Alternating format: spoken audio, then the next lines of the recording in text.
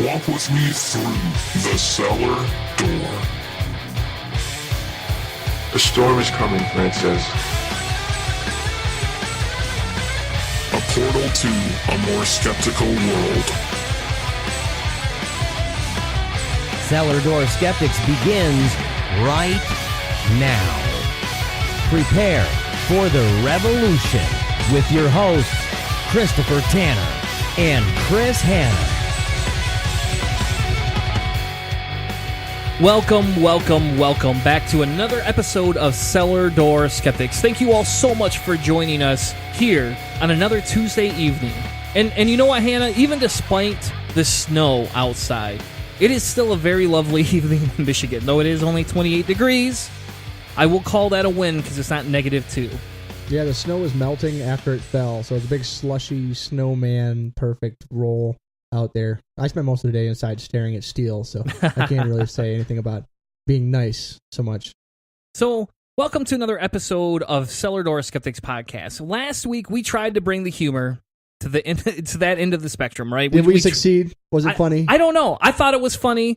Everybody should go out and check out last week's episode because we wanted to deflect some of the garbage and some of the horrible odor that the orange sewer monster has kind of spelled out. And the executive actions, they just keep coming. So we couldn't do 2 humor episodes in a row, though that's what we really wanted to do. We sat here and shook our heads because I'll be honest, it's not like we don't enjoy being able to ridicule and crucify and pick apart all of Trump's decisions. But what we don't enjoy is what is going to happen to the rest of the country based on everything that he's trying to enact. So this episode, we're going to get a little bit more explicit. I didn't turn the tag on. That doesn't mean we won't swear, though. We don't know yet. Because we have all these different, decisions coming out of the transition team over at Trump Towers. So basically, it's whether or not you get so worked up, you swear. And that's true, and so we have been trying to be very good and keep the swearing down under the FCC or FCA or whatever the rating people are. That way people can't come in. FAA, whatever. We're going flying. Yeah. But to begin the show off, we're going to have an extraordinary interview with an author named Karen Garst. And I'm sorry if I butchered your name. I think I butcher everybody's name. And in a few minutes, she's going to come on and she's going to join us to talk about her new book, Woman Beyond Belief. Then after that, we're going to talk about how indebted we're going to be to China, and whether Hannah has already decided to sell his soul to get Chinese stocks. And then we're going to end the show off talking about only one executive order, because I'll be honest, the discussion about the immigration ban is something that just weighs very heavily on both of our hearts, and it's something that really, really, really bothers me to my core. And given the guest we had on last week, who is not an immigrant, but his family comes as immigrants to the United States, it's disgusting to see what's happening and the way people are treating them. And it'll be very interesting to see, how he compares to Obama and stuff like that. Now, we have a few changes that we're going to make to the show. So our goal now as Cellar Door Skeptic is to bring better content to everybody, right? So we're going to shorten the show up a little bit. We used to go 2.5 hours. We cut it down to 2 hours. Now we're going to try and cut it back down to an hour and a half. And it's not because we don't want to have the conversations. It's not because we don't want to give other people a chance to hear both sides of the discussion. We want to try and set ourselves apart and not give you too much content that you don't feel like you can listen to the whole show in one sitting. So we're going to break the show down a little bit. We're going to go to try and reduce it to 1.5 hours, whether that's 5 segments, 2 segments, 1 segment. We're going to reduce the show down just a tiny bit. And then what we're going to do is release a little bit of supplemental material every week. And don't worry, for those of the Patreon followers, we're only going to charge you for the one show a week. You're not going to have to pay for 70 other downloads that we may implement over the week. But we thought what we'd do is stick a little bit more to interviews and fact-based discussions during the show. And then we give a little bit more of opinion base. So I may not go quite off the deep end on how much the orange sewer monster bothers me this week in the normal show. I may add that as a supplementary that you can go ahead right over to iTunes and download right from there. Our supplements that we're going to be adding to it are going to be almost like an op-ed for both of us. So kind of whatever's eating at us, whatever's interesting, what we're doing, if we're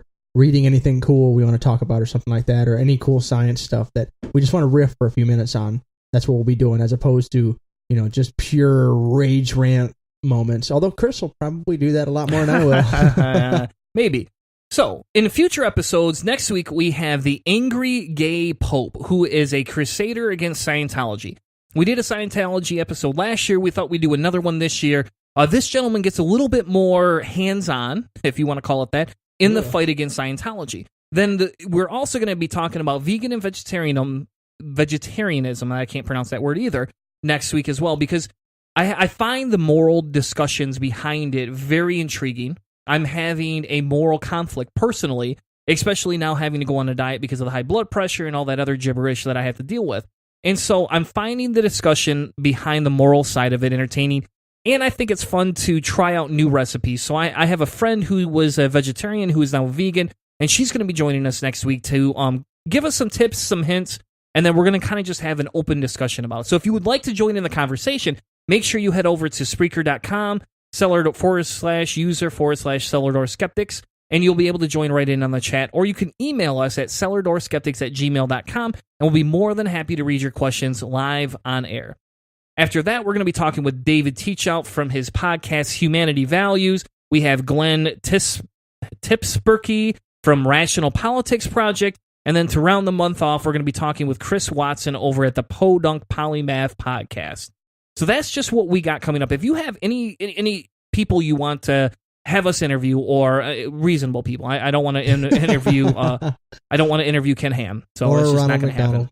Can't do it. Yeah. So if you have any suggestions, send them over to cellardoorskeptics@gmail.com, because we'd love to know what you're interested in, and we'd also love to know if there's any guests you think would fit the show topic.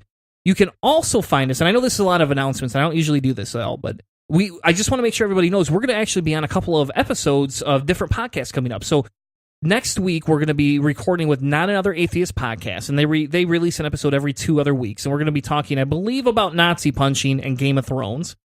After that, we have an interview with Secular Yakking on February 13th, and then we will be on Skeptics Brew Pub on March 27th. So make sure you check all those out. We'll be posting all the links into the description for everybody to check us out. Check it out. I haven't said amazing yet, Got Hannah. you on the I haven't triple said amazing time. yet. Anyway, so tonight we have a wonderful interview that we have scheduled. And yes, it's a live interview, so if you're listening in, you want to send your questions in, you're more than welcome to just pop them in the chat or send them over on Twitter. And we're going to be interviewing Karen Garst, author of Women Beyond Belief, Discovering Life Beyond Religion. Now, when we decided to talk with her, and we reached out and we said, hey, this looks like a very good interview. She's a little early because International Women's Day isn't until next month, but we get to celebrate women anytime we want, right? And so we thought this would be a very good discussion, and this is actually something my wife and I have talked about over the last 4 years, because when I came out as an atheist, my wife actually was already an atheist and had been for pretty much her whole life. And she said one of the biggest turnoffs for her in the atheist movement is that there's not a lot of women. Well, Karen is not only an atheist, but she's a genius. Karen has a PhD in curriculum and instruction from the UW-Madison. She has a master's in French literature, and hopefully she might be able to tell us a little bit about French literature tonight, too. And she also has a BA in French from Concordia College in Moorhead, Minnesota. She has served as a field representative for the Oregon Federation of Teachers, executive director of the Oregon Community College Association, and executive director of the Oregon State Bar. She's married, and she lives in Silverton, Oregon. And I'll be honest, I have absolutely no clue where Silverton, Oregon is, but I do know where Oregon is, and I am very jealous she gets to live there. I think it's at the end of the Oregon Trail. That's what I At the end heard. of the Oregon Trail. She didn't get dysentery. She made it all the way there. So without further ado, let's please give a round of applause and welcome Karen to our show. How are you tonight, Karen? I'm great, and thank you so much for the opportunity. We should have worked a little bit about the pronunciation of Oregon, but it's okay. We'll do that later. It's the Michigan accent. It's the Michigan accent. And that's the gimmick of the show, man. I have a hard time pronouncing things. You should hear me talk about science sometimes, because I cannot pronounce pretty much 80% of the verbs and descriptive words that come up. It took me a while to get it right when I moved here, too. Well, awesome.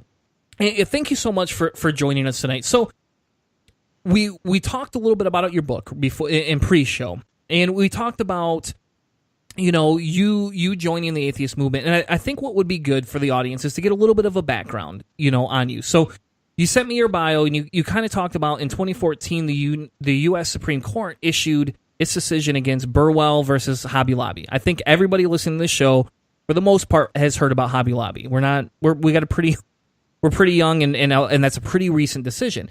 And you mentioned that you were incensed because when do corporations get to use religious beliefs to dictate what health care a woman can receive? Now, I agree with you, and actually we probably have rants back in the day where Hannah and I went on rampages about how this is one of the most disgusting decisions we've personally ever seen. Back in the day. That hurts right there. That wasn't that long ago, but yeah. So tell us a little bit about your coming out experience, because the whole point of your book is to be able to present a way for women to be able to express themselves and a way for people to relate, in the atheist movement. And I have a quote from you. I won't give it away yet, but there's a quote in your book, actually, that I found very, very special, and I felt that is very encumbersome of what the whole book is about. So tell us a little bit about your background. I guess we'll just start there. Well, as you can see by having attended Concordia College, that's a Lutheran school there in Moorhead, Minnesota. I was raised as a Lutheran in Bismarck, North Dakota, and I often say that I wouldn't have had a social life without Luther League, which was this gathering every Sunday of high school kids, and we went bowling and we did roller skating, and it was really fun.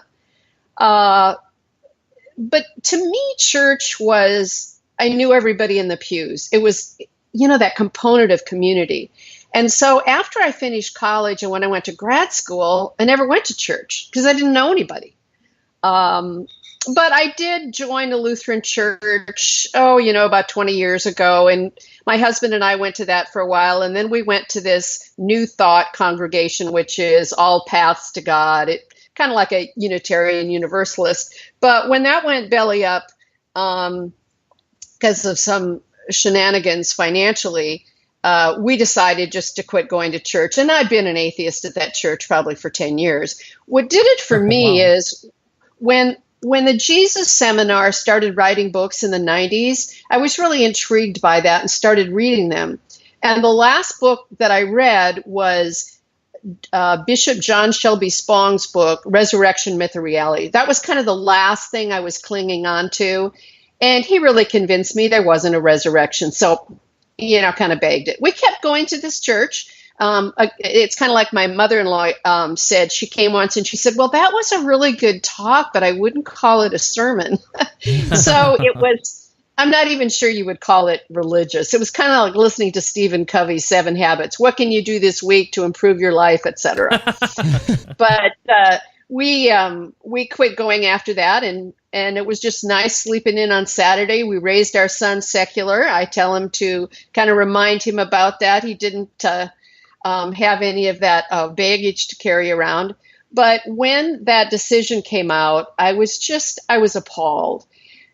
It's based on a previous decision, Citizens United, which says that the corporation is a person, which is ridiculous in and of itself. But then to say that corporation can have religious views.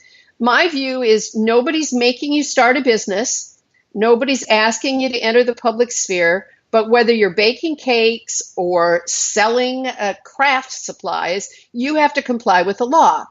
And the law said, under Obamacare, the Affordable Care Act, you have to provide these certain forms of birth control. And I think the impetus for that lawsuit, they were trying to overturn Obamacare entirely. And they didn't, but they got this ridiculous ruling. And I was having lunch with a friend of mine who was an author 2 days after the decision, you should write a book. And I said, well, the only thing I can get pissed about is religion. So I kind of haphazardly started to ask my friends if they were willing to write an essay. And some of them were. Some of them were too busy. And then I started reaching out to atheist groups because my husband and I had never joined anything after we left the church. We just, went on our busy ways. And then I finally reached out to social media. So there's a real diversity of women who write in this book. They're from 18 to 70. They're from the Judeo-Christian religion. My next book will have ex-Muslims in it. But they're people who aren't professional writers. But boy, some of them have done a really, really good job of writing. And I've encouraged 2 or 3 of them to go on and write a book because they've done so well. So I hired an editor to help out with the writing and put it together. And Pitchstone, probably because of my connection to Peter Boghossian, who wrote a manual for creating atheists and the Atheist app, got it published. Awesome. And that's actually what I if you go through your intro and you look kind of at the beginning of your book, you could see every single one of the different stories, and it's almost like each one is its own chapter. Is that correct, or is it broken up a little differently than that? No, it's like that. Okay. And there are 3 women there who came from Europe who started out with a more secular background. And one of them, my friend Jill, tells the story that in England, they tell you where something is located by the nearest pub. Like, turn at the Lucky Lab, go right. And when she moved to the United States, they moved to the southern part of the United States, and everyone would say, oh, it's 2 blocks from the Baptist church. I don't know where a Baptist church is. And the town we just moved into, which is just east of Salem, the state capital, has a lot of churches. Let me tell you. And I'm starting to go, okay, I turned there at that one, and then I go a couple blocks, and so I'm starting to do the same thing. That's how it is in a lot of the areas over in West Michigan where we're both at. And I never really noticed that, but I can't think of a better way to give a plug or a sales pitch to get people to move to England. It's if that's the way they're going to get around town is by the number of pubs. That does sound very, very comforting. So at the beginning of the book, you kind of talk about a little bit of your viewpoint about the atheist community. You talked a little bit about how you felt the atheist community was very male dominated. And you said this, and this is a quote from your book. You said this: when we have models of behavior that we can identify with, we are more likely to consider a change in our own behavior. And I'll be honest, that is an amazing quote. I would love to make that into a meme. Hannah, there you go. You got a new project for tomorrow. I would love that as a meme because I sat there and thought about it. And I have 2 young daughters. I have an 8.5-year-old, and I have a soon-to-be 6-year-old. And, this election cycle, and I don't want to steer from your book too far, but this election cycle was very hard on them, even. And it's not because they were super upset because they knew what Trump was. I mean, we are pretty vocal in the House. I don't not share my opinions, but they were very upset because my one daughter said, well, why is there never been a woman president? And I said, I don't know. That's probably one of the most egregious things I've ever heard. And I thought about it. And over the last year in my progression through my politics and my activism, I sat there and thought, if you think about it, in reality, yeah, people want to complain in the atheist community that there's not enough out atheists. But what about out women? Why do we not have women in more positions of power? Why is, Elizabeth Warren not as respected as Donald Trump? And it makes you think about a whole different thing. And then you got to sit there and think about the community you're in. And I've been a part of the atheist community for the past 3 to 4 years, roughly. And it's extremely sad. Now, I can say in Michigan, the CFI has taken a very strong pro-women stance. And our assistant director, Jennifer Bean, who basically does everything for the Michigan CFI, she has been a very large voice in the secular community here. And so, so sometimes I think we take things for granted because we don't see how it affects other situations inside of other states. And I guess I kind of want your opinion on the atheist, maybe not as much the atheist community, but what your goal is to how to shape the movement to become a little bit different than what it is now. Well, I think if you do an analysis on Amazon and look at the top 100 books written about atheism, only 6 are written by women. So I really think we need to be more outspoken. There are very few women who debate on this issue of religion. If you see William Lane Craig, he's always 99 times out of 100 against a guy. A friend of mine wanted to do a debate, and we couldn't even find a Christian woman to debate us. And yet we were willing to debate on the issue. And so we played different roles. But back to this issue of modeling. I often tell the story of taking a science class in ninth grade about evolution, and I was fascinated. And I did a paper on early man, and I kept that paper until a few years ago. And if the science teacher would have been a woman, or there would have been discussion about Margaret Mead or whatever, I might have been an archaeologist. I might have been an anthropologist. And my parents would have been fine with that. It never occurred to me. And so as you're raising your two young daughters, it's really important to expose them to a lot of different things so that they feel they can be anything they want to be. But if you're not exposed to it and you don't see it, you don't really see that as a possibility for you. And it's like the little boy, African American, where the photo op was he was looking up at Trump. I mean, up at Obama, excuse me. He was looking up at Obama and said, wow, a black person can be president of the United States. Now, we're yet to have it where a young girl can look up and say, I can be anything I want to be and I can be president of the United States.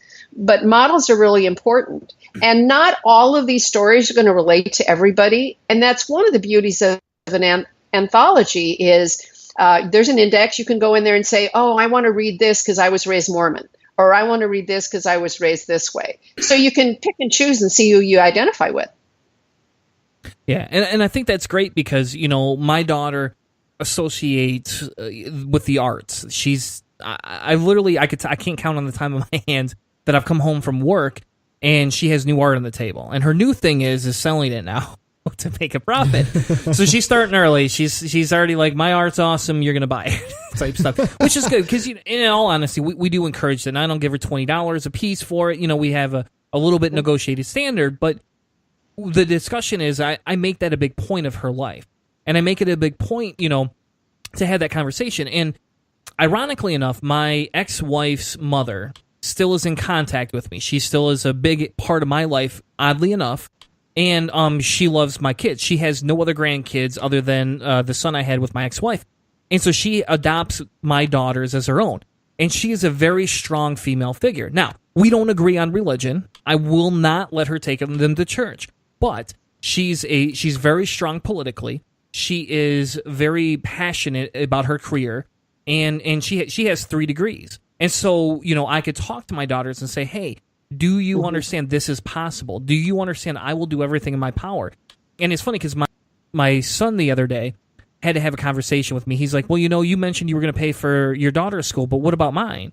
And I said, well, you have more chances. You're a white male. You're going to have a lot more chances than they're going to have. Well, that's not fair. And I said, well, thank you. Welcome to Politics 101. Welcome to Minorities 101. I mean, you've listened to me talk for how many years now? Now I'm going to put it into practice. And the one thing that drew me to your book, and when I started to read it and started to go through it, I said, these stories are very touching. It brings that human element that I don't think all books get. Exactly. And I'll just read an excerpt. This sounds like a good time. Just a couple paragraphs. Yeah, go ahead. We would love that. You got to give the audience a taste, right, so that they go out and buy your book. Exactly.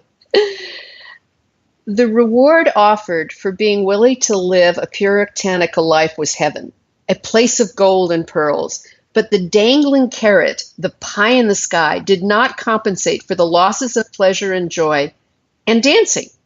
One had to give up independent thinking in order to please God, and a woman had to give up more than a man. A woman had to accept a submissive role at all times. Without those childhood brainwashings, I might have become a more outspoken person earlier. I think I would have been a great lawyer. I could have been a judge. It was religious tradition that told me I couldn't. Instead, I did the traditionally acceptable female tasks, made many potluck dishes, knocked on doors to pass out religious pamphlets, taught Bible classes, and packed my reluctant child off to church camp. Those would not have been choices either of us would have made if I hadn't been indoctrinated. I hated cooking, and my son had an incredibly terrible time at camp. We both would have made different choices had I been reared with a sense of autonomy and the will to fight through the traditions of religious patriarchy. Now, this is a woman who's 70 today, but it is still occurring. that women are raised in certain religious households to totally be submissive and that the man rules. Even today in the United States in 2017, that still occurs. And what a loss it is for those women not to be able to realize their dreams. My mother wanted to take art in college, and her father told her, "You will not do that, you will be a teacher." And it wasn't until she retired that she was able to turn back to that. What a loss of potential, knowledge, capabilities by cutting off half the population. And we only have religion religion is the last cultural barrier to gender equality. That's what has got to go. If we really want gender equality across the globe, religion's got to go. And actually, that's where we were headed. That's what I was about to ask you is your position and what you feel about religion.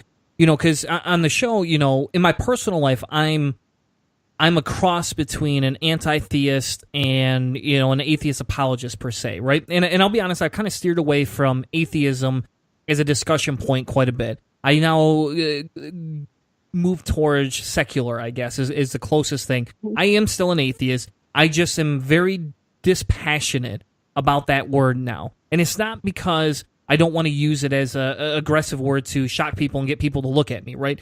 But I genuinely have a hard time with religion. And religion has done good things. Do not get me wrong. I think there has been good in the world. But I think if we look at the basis of what we are, we're evolutionary creatures.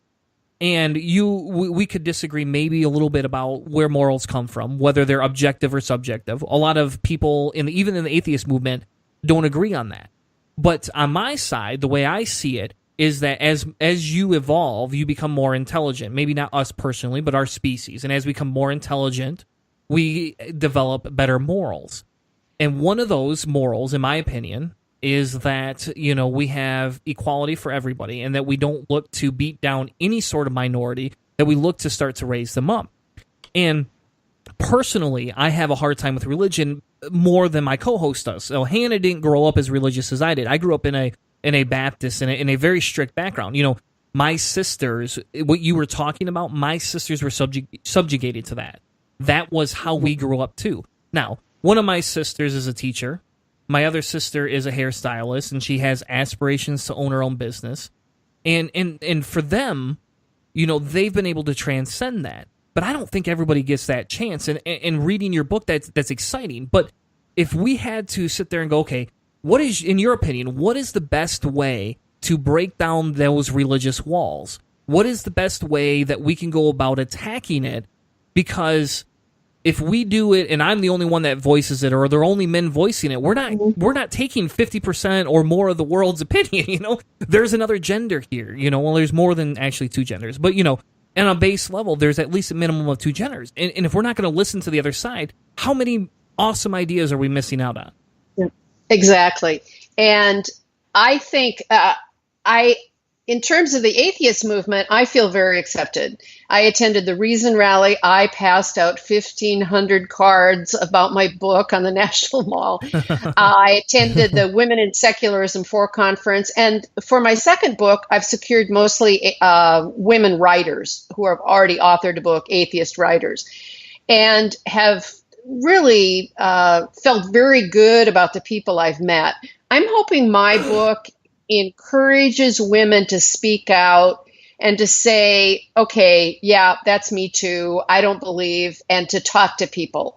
Everybody I know knows I'm an atheist, and I don't get into real strong discussions with people unless they want to. But, back to how do we do it? We have to look back at the origins of religion.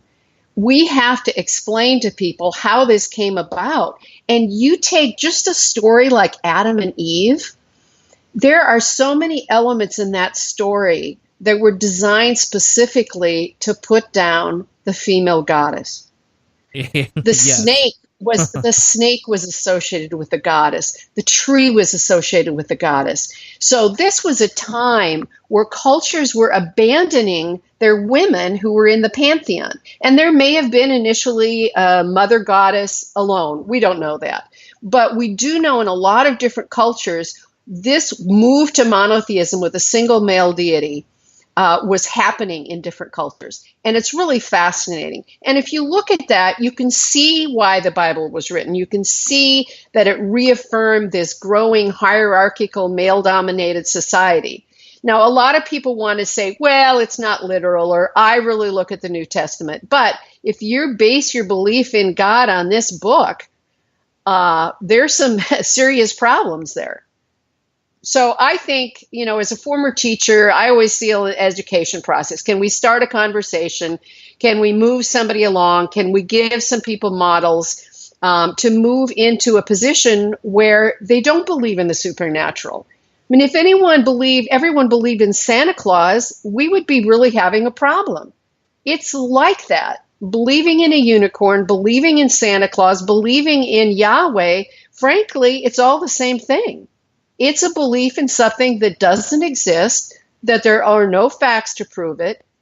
And religion has gone to a, far length to say, well, it's just faith. But they would never say that about medicine. They would say, they pray for me, but they still go to the hospital. So deep down, people understand about facts and evidence. But so much of religion is tying people together and making a community and doing rituals and music that people find it hard to leave. One of my authors, when she and her husband left church, not a single person in that congregation would have anything to do with them again. One of the things that we talk about, part of the communal aspect of things, especially is what you're describing there. Chris has dealt with that more as far as being part of a group, being part of a community. Like he had mentioned, I have never been part of any religious group and congregation or synagogue. My mother was Jewish and her parents were quite kosher.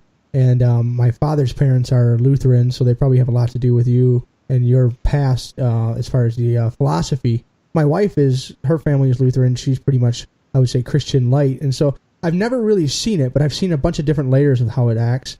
And in our future, in this society or whatever, we're seeing things like the alternative facts and stuff. So that whole idea of that, you don't trust the science, don't trust the medicine. Well, they're giving this fantastical way of basically going through fallacious arguments here and there. But we all, anybody who's listening to this who's probably interested in this stuff, they probably know these things. So my basic question is that you've got this great book, you've got this great resource for people, and there's a few people that were willing. You mentioned a few people that weren't willing to write stuff.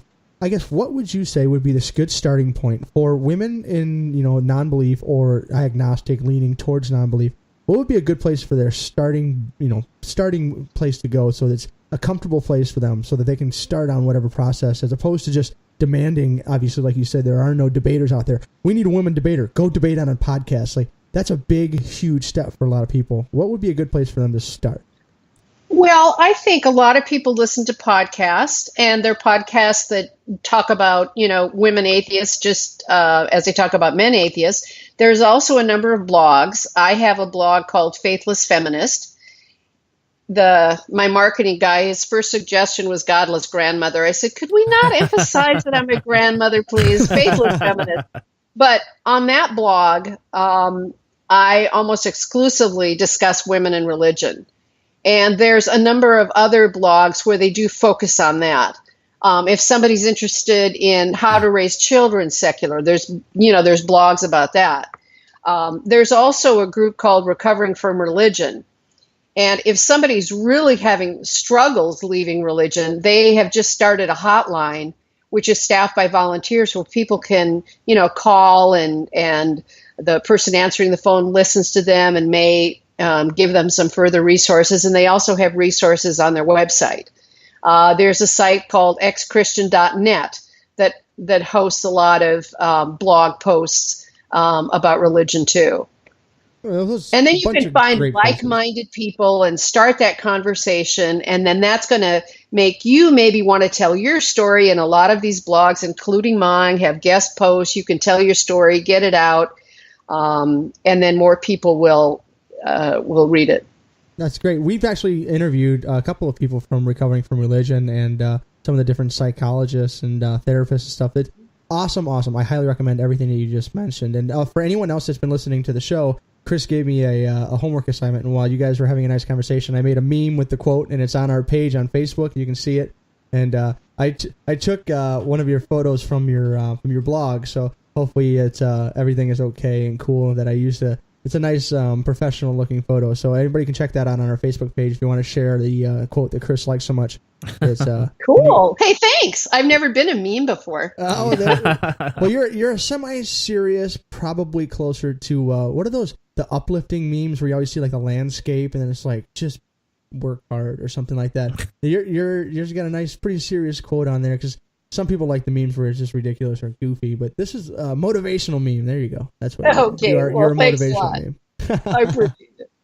All right. So we don't want to take too much of your time up. We want to be respectful of your time and of the audience's time. And so I want to do two things. I want you to close your segment out by telling everybody a little bit about where they can find you, how they can get a hold of your book. Of course, we have all your links in the description, but we love the live plugs. We think that's probably the best. And then I also want you to tell us a little bit about what you feel the theme for this year is for International Women's Day. So they say the theme this year is going to be bold for change. So tell us a little bit about how your book is being bold for change and how some of the rest of us who want to aspire to be as awesome as you are can help get involved in the movement. Okay, well, the name of the book, Women Beyond Belief, Discovering Life Without Religion, you can find it on Amazon, Barnes & Noble. I had a subscriber the other day said she found it in a library in Canada. I was really impressed. Wow. That's great. Yeah, and there's Kindle, Nook, and all those other kinds of ebooks. The audiobook will be coming out soon, hopefully. I do have a blog at www.faithlessfeminist.com, and I post once a week on that, and I probably have 60 posts or so that have been up there. I also have a YouTube channel called The Faithless Feminist, and there are I'm putting more up there. I have a presentation I do that's From Goddess to God, Elimination of the Feminine Divine, and I just had it taped when I was in Tucson a couple weeks ago, and hopefully put that up. But there's something talking about the book. There's a audio recording of something I did on street epistemology, interviewing 3 women, etc. And then I'm on Twitter at Karen_Garst. I will say I don't spend a lot of time on Twitter, but I do post every now and again. And then I have a Facebook page. So that was a lot. Okay, International Women's Day. Be bold for change. We never get anything without fighting for it. You know, if you look back, Susan Anthony was, slung to the ground on the sidewalk. Susan B. Anthony, when she was fighting for the right for women to vote. The people who were picketing for the right to vote for women in front of the White House were arrested. Think of all the women who had unsafe, illegal back alley abortions, and all of those women who fought to make abortion legal. Well, guess what? We're going to have to fight for those all over again. If you've been watching the executive orders and seeing what's happened across the United States with our newly elected president, there's a lot to be worried about. So more than ever, you need to speak out about women's rights, reproductive rights. And if you've had some doubts about religion, please educate yourself, because it's a myth, just like all the other myths. Well, thank you so much, Karen, for joining us tonight. It was a pleasure speaking with you. We'll make sure we tweet the episode out and share the episode on Facebook, and we'll tag you as much as we can. It was a very wonderful interview, and I am very excited for my daughters to be able to listen to it. Well, thank you very much. I really appreciate your time. So awesome. So what we're going to do, everybody, is we're going to take a quick commercial break, because without the commercials, we don't have time to pee and get another drink, and it's just fair. But I want to leave you with one quick last quote before we go into commercial here. In the book, it says, a butterfly is a species that actually undergoes a startling metamorphosis from a caterpillar to a winged butterfly in its own lifetime. Nature is not fixed and immutable, requiring a deity to tinker with it. Butterflies aren't proof into place by a god for the purpose of being pollinators. And I think that's very transcendent of what we were talking about tonight, that don't just listen, go out and do. We'll be right back with more Cellar Door Skeptics. Promoting secular feminism. And you're listening to Cellar Door Skeptics.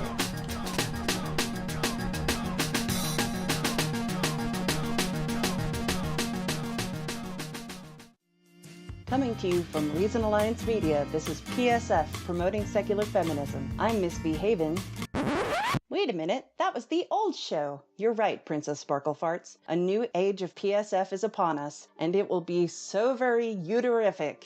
So very uterific? Really?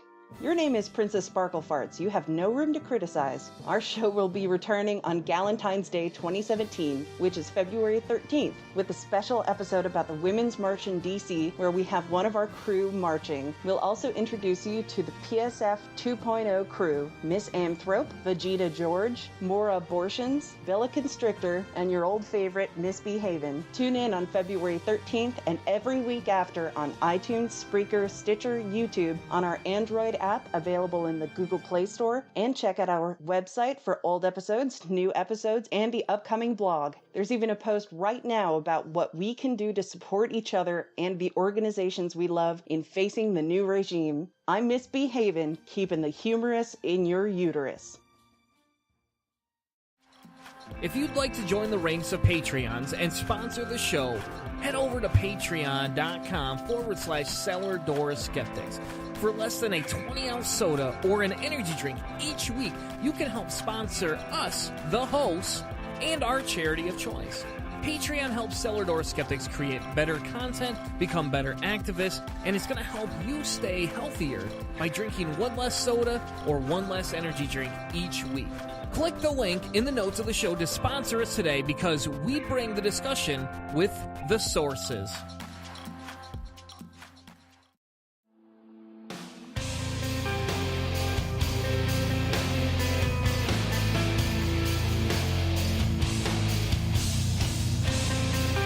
Hey, my name is Jeremiah. And this is David. From the God Theory Podcast. And you're listening to Cellar Door Skeptics. Prepare for the revolution.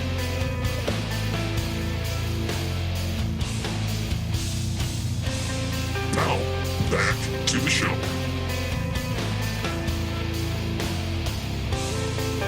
Jack Ma, the billionaire chairman of China E-Commerce, leader of the Alibaba Group, made waves in Davos this week when he criticized the U.S. for spending $14.2 trillion in the past 30 years on 13 overseas wars instead of putting those funds into America's own infrastructure.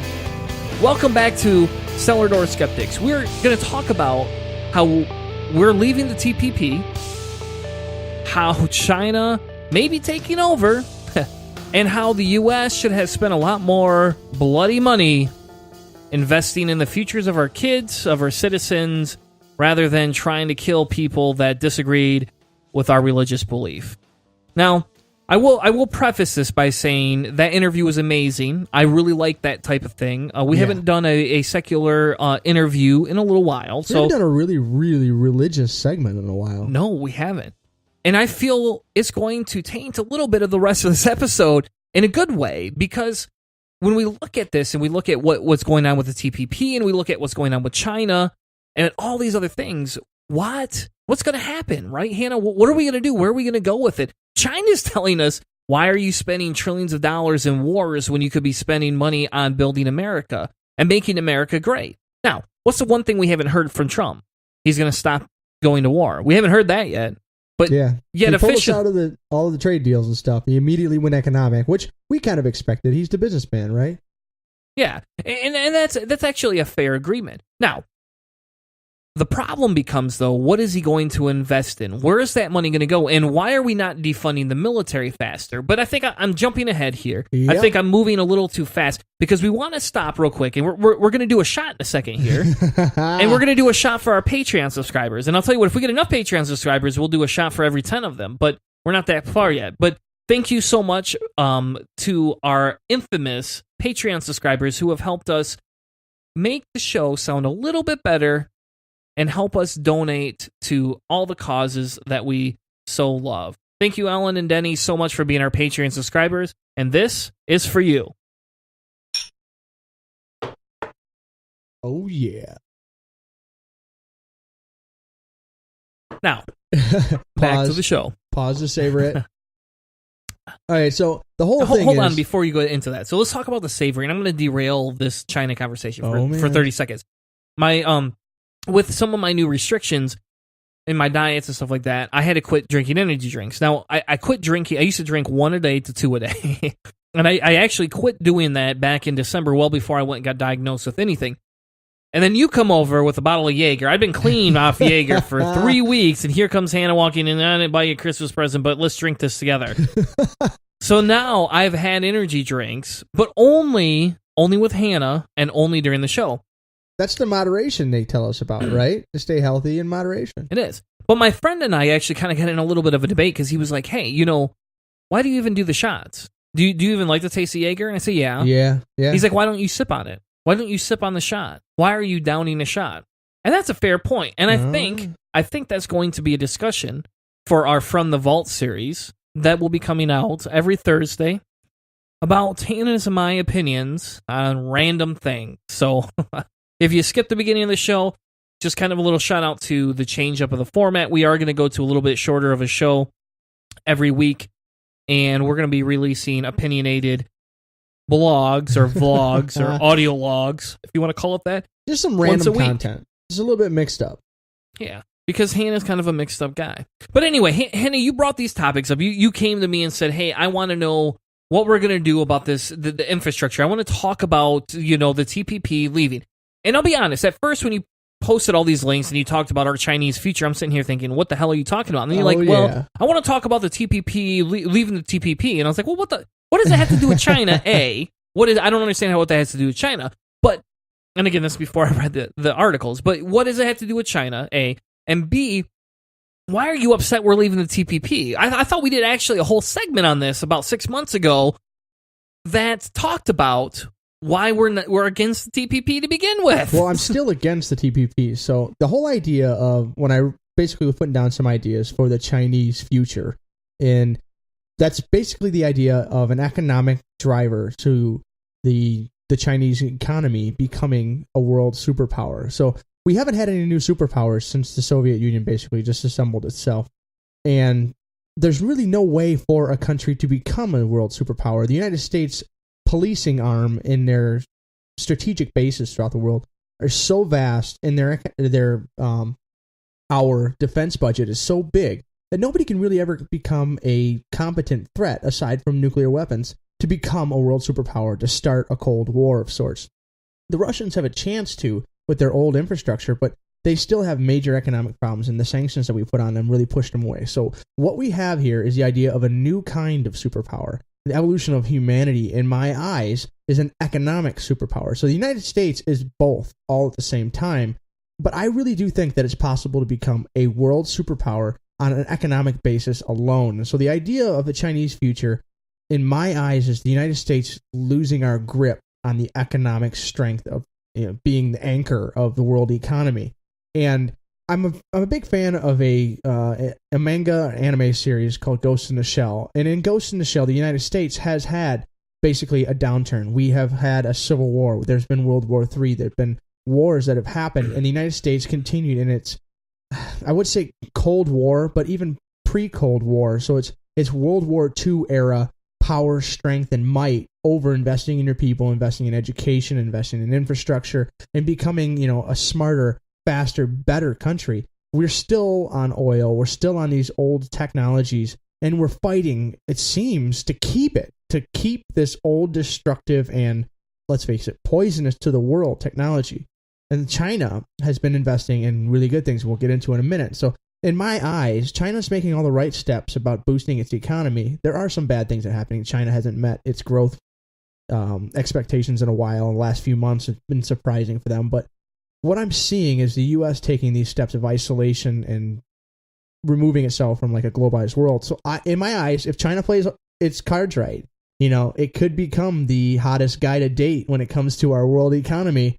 Or I can't remember the name of that girl's game when we were younger, but that's the basis for the idea. Is the Chinese future is going to be an economic growth into a world superpower, and the TPP portion of it is that we're leaving it, and I didn't like it because it makes us compete with hyper poor wages, and as far as manufacturing and really any place of wage growth, and so that's bad for the United States and all of our unions and things like that. But it's the TPP itself was we kept China out of it on purpose to basically say the United States writes the rules in Asia.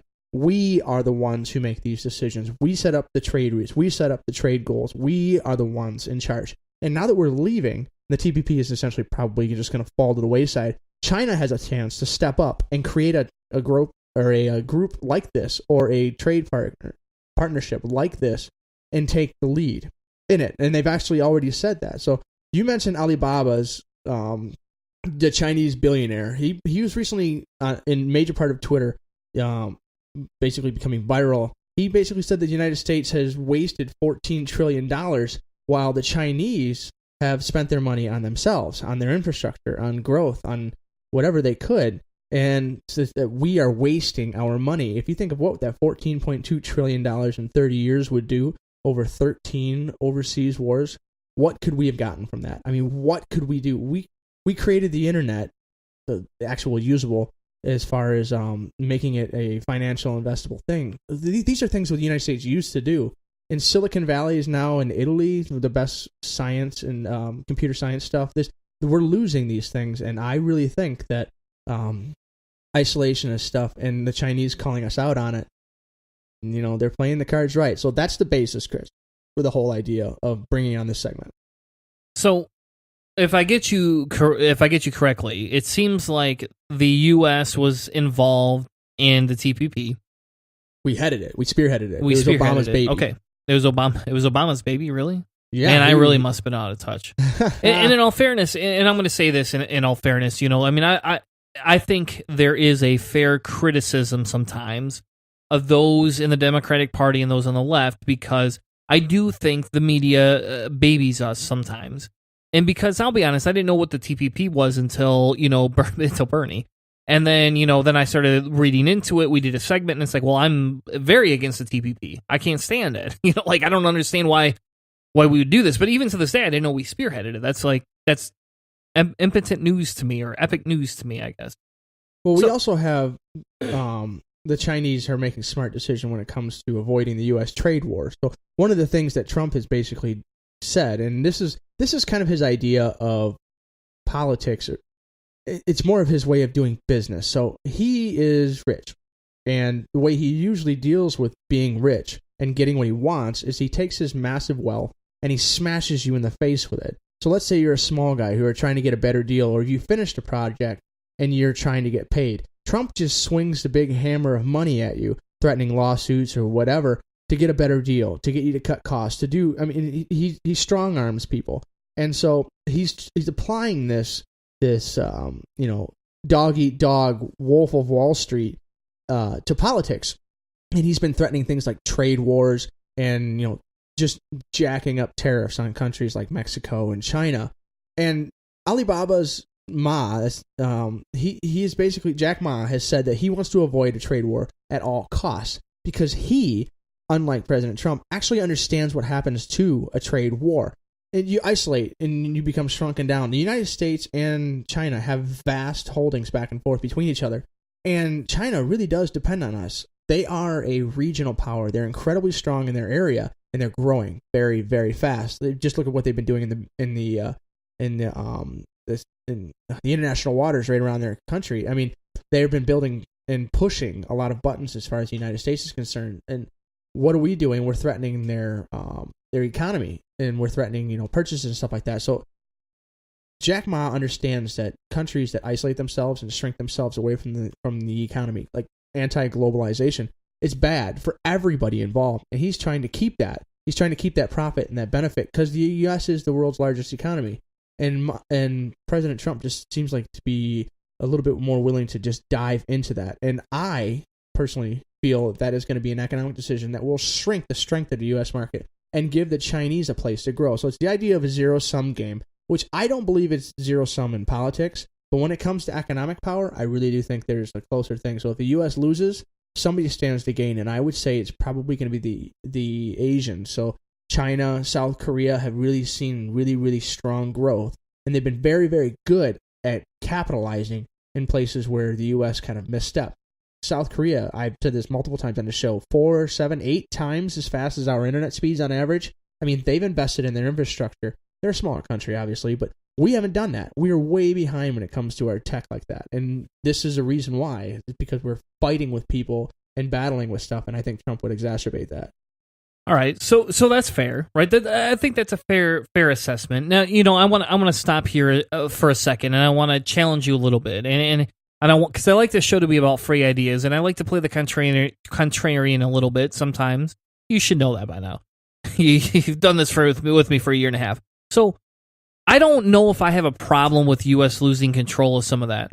I guess, and maybe that's the person in me that says we need to give minorities a chance.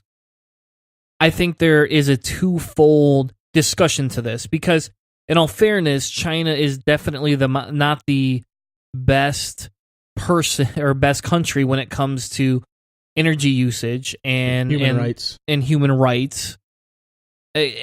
all fairness, we're definitely a lot freer nation than them, and I have a harder time wanting to give up status to a minority country per se that will filter in and not treat their people any better.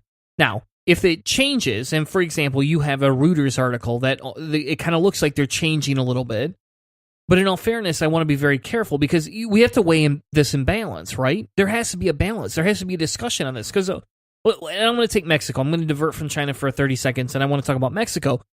When the U.S. started investing in plants in Mexico, it was employing thousands and thousands and thousands of people.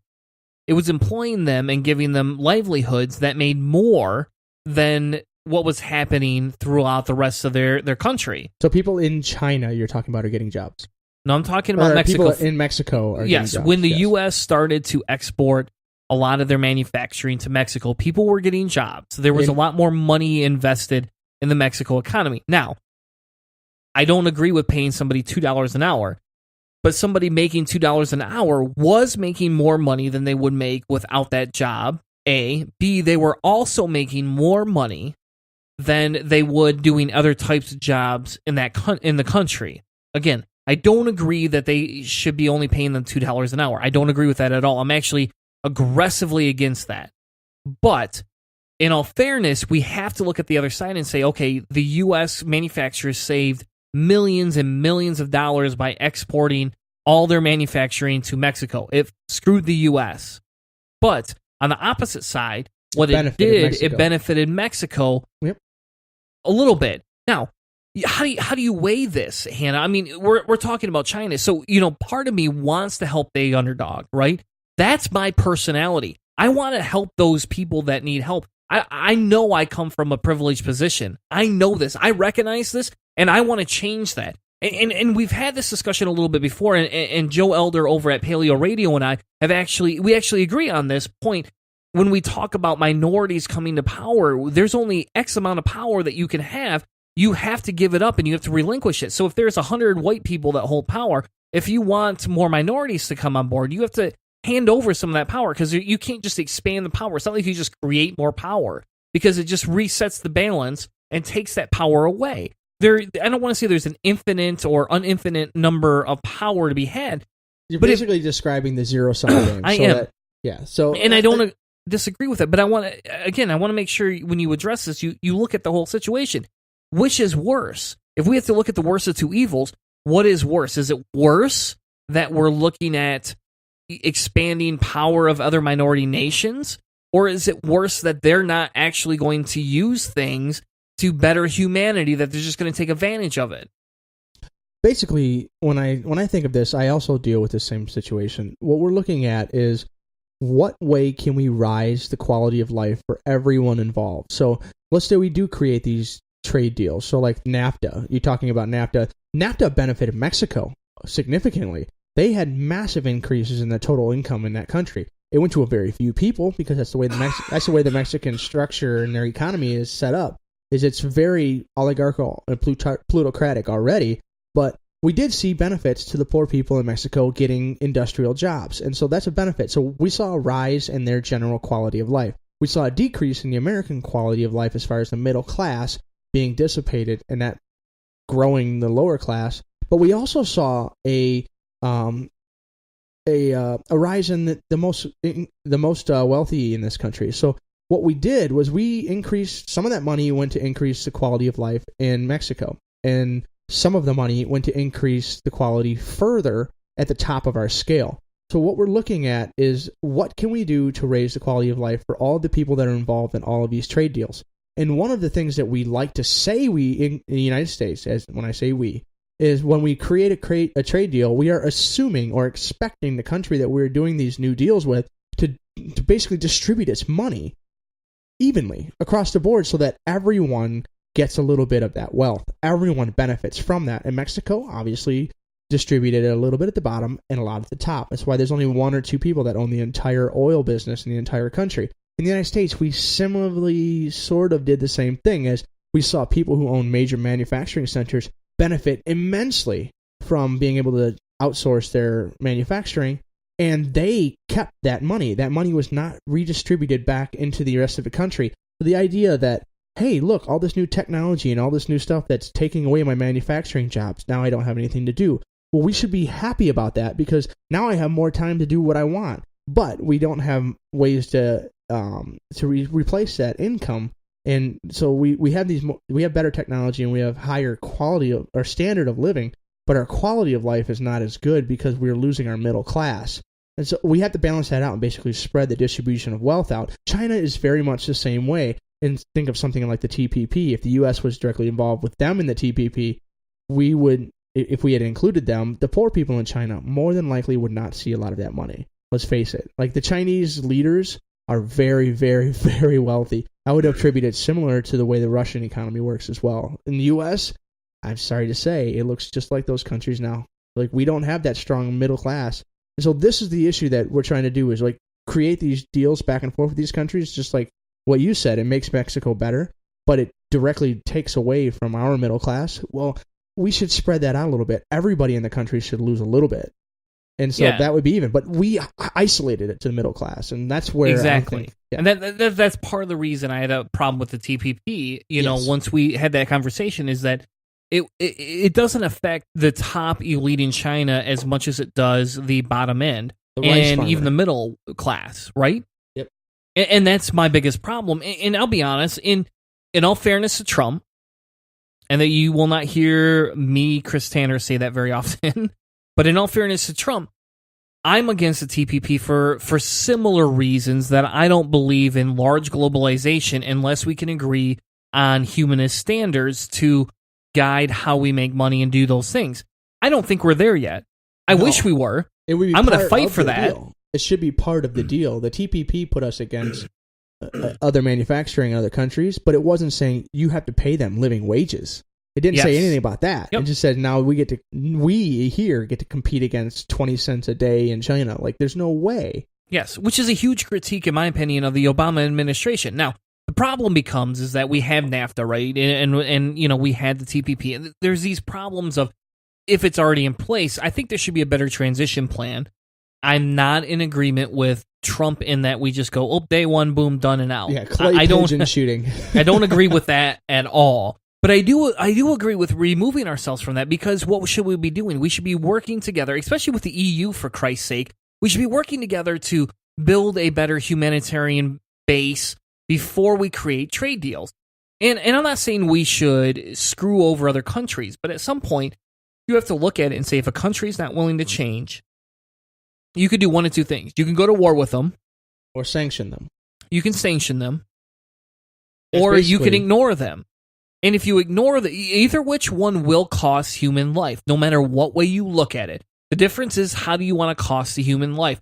Which way do you think the oppressors happen? And this is probably why I'm not a war strategist, because I would not be the guy that goes in with drones ever. Which one kills the least number of people? Yeah, and we're going to talk about that in the next segment, because I'm aggressively against drones. And I guess I say that crazily, like that just sounds stupid to say aggressively, but I am very adamant atheism. I'm very adamant against drones, and I just really am. I'm pretty against war. And you know, it's funny because when we talk about how we change our policies and our viewpoints, right? I mean, I went from a very right-wing person to a very leftist person. And even today, I have a boss at work who made a wisecrack about Trump, and this is like the third time I've heard him make it in a month. And I kind of pulled him aside, and I was like, I don't disrespect you in any way, shape, or form, but you do understand that 80 to 89% of these people that work with us are definitely Trump supporters. Like, you get that. And he has a position of power. And I'll be honest, I actually admire him for that, right? I actually developed an admiration for him today that I have not in the past. Some people just want to watch the world burn, man. Yep. And then he goes, well, you understand I'm probably farther left than you. And I was like, no, I don't think you understand that. Would you like to listen to my podcast? Here, take a card of my podcast and then contact me in a week after you've gone through some of my rants. But in all fairness to him, he's like, well, I don't give a fuck what they say. I don't care. And he says, you know why? Because they didn't care about what I said, and they're not going to shut me down, and I'm not going to try and shut them down. And he says, yeah, I come from a position of power, but this is my personal opinion, and I believe I should be able to say it. Now, you could disagree with me. You're disagreeing with how I portrayed myself, and I'm not going to fire you. I'll say, well, thank you. That's very good. But, we look at that, and we look at how does this relate to the TPP, and we look at, I see the TPP as a bully organization. That's what I see it as. And I see it as a way that says, well, you know what? We want humanitarian values, but America's got to come first, and we're willing to sacrifice certain things. I'm not. And maybe this is the activist in me that says, I'm not willing to sacrifice that person should make $2 an hour or 20 cents an hour compared to me. And I'm not ready to get in bed with China. I'm not ready to actually do anything. I'm actually more ready to sanction China, to go after them, to stop buying Chinese product, to say, seriously, you know what? If my iPhone costs me $700 right now, and Apple is making 80% profit on it, right? Because all these people are making tons of money. But the people making the phones are making 20 cents an hour. That's wrong to me. Well, that's actually a fun one. I don't know if you're a fan of Robert Reich or not, but the iPhone, that's one of the interesting social conundrums that people have. People think about how much money goes into some of that stuff. China is involved in assembly, but most of the money that goes into actually manufacturing the iPhone goes to Germany and Japan. So Japan makes most of the hardware, and Germany makes the chipsets. And China assembles everything. So they do all the labor work. But most of the money goes to Japan and China as far as the total cuts of the profit on the iPhone. So China doesn't really make so much money on electronics that you would expect them to, but they assemble them for very cheap. So you see made in China, it's usually all the pieces are assembled there. And one of the areas that they're going to grow in. So we moved out of the TPP, and that's just a place where they're looking to stand up. They're going to take the U.S.'s place, if given the chance, as the anchor for the TPP, and we'll see where that goes. We have a BBC News article that says the U.S. leaving it is a great day for China, and I recommend everyone take a look at that. But moving on to what China's doing to leave us in the dust as far as tech is concerned, because the segment's been running on for a little while, is China is going to be putting roughly $361 billion into renewable power generation by 2020. They have said that they will create at least 13 million jobs in the sector. So we're talking real solar, green energy growth. And who's the leader in the world in green energy? Not America. Yeah, that's exactly what it is. It is not us. The United States used to be the leader in new tech. Used to be the people who were first to space. Used to be the people who were first to create internet and create new technology. Now we are actively destroying the paths to that. We're trying to tie ourselves back into oil energy and stuff like that. Well, they're taking the forefront. They are trying to become the leader of that. And what that does is that gives them the anchor on that market. If they have most of the tech and most of the patents, guess who makes most of the money when the U.S. and the rest of the world realizes, man, you know what? Solar energy is free and cheap and easy and not dirty. Well, crap. Every time we buy a solar panel now, we got to pay China. You know what I mean? I mean, royalties, patents, being the first person to create something is a really great way to do this. And China is doing this significantly better than we are. And that $361 billion, that's going to give them a head up on the competition in the future. So what we want to do is we're going to take a really quick break so that Hannah can get another beer. And then when we come back, what we're going to do is we're going to go finish up our discussion on China, and then we're going to talk about Trump executive orders. We'll be right back with more Cellar Door Skeptics. Promoting secular feminism, and you're listening to Cellar Door Skeptics.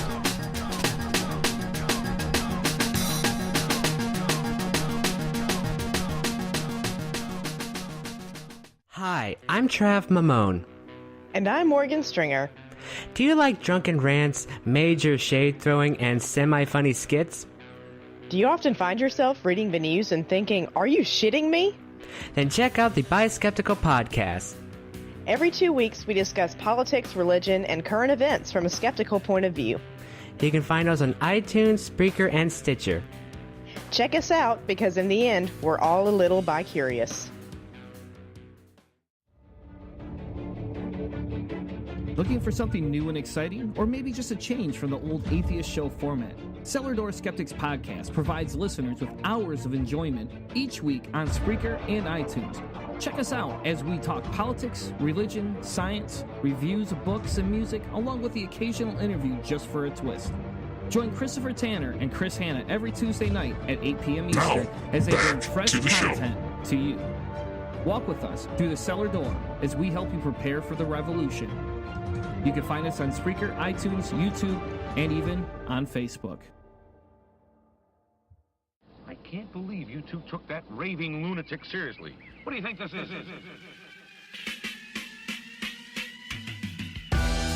Hey, my name is Wesley. I'm from the Atheist Nomads podcast. Kick back a while and listen to my friends on the Cellar Door Skeptics.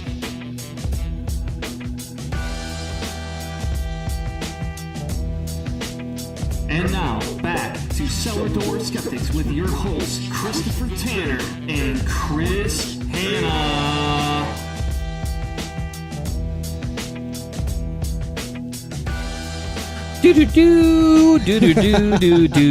Do. Welcome back to Cellar Door Skeptics. Thank you so much. Instrument? It's my new instrument, my mouth instrument. I don't know. I mean, my wife says it's pretty good, but whatever. That's a hashtag right there, mouth instrument. Mouth instrument, yep. Anyway, back to Cellar Door Skeptics and talking about real issues for real people. We were talking a little bit about China and the TPP and where do we got to go from here. And one of the things that came out, Hannah, in this article was about secret trade deals, right? And I don't like secrets. They bother me. They make me feel uncomfortable. They don't fit within my, what I would consider a generalized worldview. But tell me, why do you think secret international trade deals are bad? It's not so much that they're bad. It's that, do you remember when the TPP was going big and Obama wanted to fast track? What happened, right? Everybody was like, well, we don't want anything going forward if we haven't been able to read it. And nobody would release what was inside of it. Some pages were leaked and people freaked out about it. So why all the secrecy? That's the big question, right? I mean, that's freaky to me. Do you want a law passed in your country that nobody gets to look at until it's passed? No. Who would? I mean, who would, really? But that's what they did with the immigration ban that we're going to talk about in a minute, right? Yeah, I mean, in essence, they did the same. He's already done that. These are negative connotations towards American politics. We don't like this stuff. The people don't like non-transparency. This is one of the reasons why we thought Hillary Clinton was a bad candidate. She wasn't very transparent. She wasn't very truthful. She got caught lying a few times. The American people don't like that. Donald Trump just lies all the time, so it's kind of like I guess he's just making stuff as he goes. And for some reason that became normalized, and I'll never understand why, but we're talking about the World Trade Organization now. So the WTO, the United States, basically set this thing up, and it was a really big deal. I mean, trying to keep trade in the world organized and under control, some kind of structure. Well, after decades of increasing globalization, what we've looked at, we see these problems with trade liberalization becoming as slow as a standstill. So all of these new agreements and the transfer of wealth from rich countries to poorer countries, the whole idea of a World Trade Organization benefiting everybody, we've kind of seen that go downhill. There's not really anything new happening here. So we have these things like TPP just essentially being delayed from ratification almost indefinitely, and obviously just recently kicked at a curb. So the United States and other countries, they are dogged by widespread concerns over non-transparent manner, is what it said. So this is the Washington Post with a nice article about what we don't like, and I agree with most of what they're talking about. You can't sneak around and then all of a sudden spring it out and saying, hey, we just passed this, now you guys get to read this. This isn't something that you can do. And when it comes to the whole world or just in the country itself, we the people don't like that. And there used to be a time when public sentiment actually would influence elections and would influence public policy, but it seems like that time is slowly starting to ebb away. And we really need to know what's in these trade agreements. And so the birth of the outsider candidates started to happen. Then the American people said no, and these candidates said, well, listen, we don't want this crap either. And next thing you know, populist candidates like Bernie Sanders and Donald Trump don't like these trade agreements either. But their reasons were very, very different. Like, China stands to gain in the vacuum that the United States has created, because a bunch of countries that were included in this are really looking forward to trade deals with major economic countries. And so now it we sounds just like backed out of it. libertarian values, right? You know, America leaves, China jumps in, but there's still no humanist regulations. Therefore, Yeah, no. I'm not saying that the United States, if we stayed with the TPP and ratified it and passed it and got it in, you know, just fired it right into business, we're not going to be increasing the quality of life and human rights in the countries that we're dealing with. All we're doing is the United States is going to be creating a new path for their resources to be moved to the United States, or for the United States to buy whatever manufactured goods they have at super cheap. And Trump doesn't want that anyway. Yes, I know Trump doesn't want that, but what he wants is, I would say, untenable in the future. But just for very short, I want to talk about, basically in the WTO, there's a bunch of cloak and dagger stuff. So they need to stop that. And the U.S. pulling out of the TPP is kind of showing that, let's face it, nobody's telling anyone what's going on, and everything is kind of stagnated. So there are people worried that the United States itself will leave its creation, the World Trade Organization, and they're wondering if somebody like China will jump in and take the anchor position, just like we've talked about for the TPP. And that's the reason I'm interested in this article, is just if we vacate the spot and China gets the position to start swinging its economic cloud around, this is another way that we can have a world superpower created economically, as opposed to dealing with, you know, weapons and stuff. So if China has enough of our wealth and the world's wealth to threaten the United States' well-being, that's almost, if not more, usable than nuclear weapons, because the U.S. can't just blow stuff up and then expect everything to be okay. But China can demand our debts to be called in and clean us out without question. And so there's a stalemate that'll happen there, and I would see that being, you know, something in a Cold War, giving China the equivalency of a world power. So this is something that I think is really, really interesting. But I mean, the World Economic Forum, you mentioned earlier that Jack Ma was in when he was talking about the United States, is in Davos, and that's where they have it. I don't know the frequency that they have it every year, but that's the whole thing, that we have all these worldwide countries, all these countries in the world getting together and going through the World Economic Forum, trying to figure out what's good and what's bad, critiquing the good things and saying what they like about the bad things. And the big thing they talk about is the United States bombing stuff and not spending any money on infrastructure. And so my question was, how much does the U.S. spend on infrastructure? And I don't know. Do you know the answer? I didn't know either at the time. And so what I did was I just clicked through a couple of Google pages, and we'll include the link in here. This is AmericanActionForum.org. And I found some really interesting stuff that says that total infrastructure spending has pretty much been consistent. We are spending about the same amount of money on infrastructure that we did 30 years ago, according to this American Action Forum org. We're not seeing major differences as far as the percentages on the amount of money that's going in. But what we have seen is we've seen the country get significantly wealthier, and our private sectors get significantly wealthier. So that money isn't being distributed directly into the government. The U.S. government isn't benefiting from all this money coming in. So when we had things like World War II, when the United States owned, like, I believe 70-80% of the world's manufacturing capabilities, we had massive increases from 2.5% to almost 6% of our total federal budget going to infrastructure. We saw all of the bridges, all of the communications and stuff get built at that time, and we've seen basically downturns since then. All the way from the highest point was in early 1980s. We saw around 5%, but since then it hasn't peaked anywhere over 3.5%. It's just really boring, but it's really, really. I mean, it is, man. But it's numbers, and so we've seen consistency as far as the percentage of the total budget from states and from the government.